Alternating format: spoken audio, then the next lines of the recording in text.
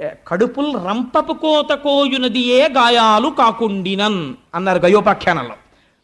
ఒక మనిషిని పడుకోబెట్టి ఎనస్థీషియా ఇవ్వకుండా ఓ రంపం పట్టుకొచ్చి అటొకళ్ళు ఇటొకళ్ళు నిలబడి దూలాన్ని కోసినట్టు ఇలా కోస్తూ ఉంటే ఆ కడుపు కోయబడుతున్నవాడు ఎంత బాధపడతాడో అవతలవాడు నేనంటున్న మాటలకంత బాధపడుతున్నాడన్న ఇంగిత జ్ఞానము లేకుండా ఈశ్వరుడు నోరిచ్చాడని పేలిన చవట అంతే పాపాన్ని మూట కట్టుకుంటున్నాడు.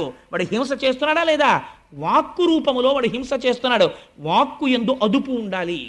అవతల వారు బాధపడకుండా మధురముగా మాట్లాడడం నేర్చుకోవాలి మనిషి. ప్రయత్నపూర్వకంగా అభ్యసించకపోతే మాట యందు కాఠిన్యం అలవాటైపోతుంది. కాబట్టి ఏమైపోయింది? క్రౌర్యము, అవతల వారి యందు నిష్కారణమైనటువంటి కోపం. అవతలవాడు బాధపడిపోతుంటే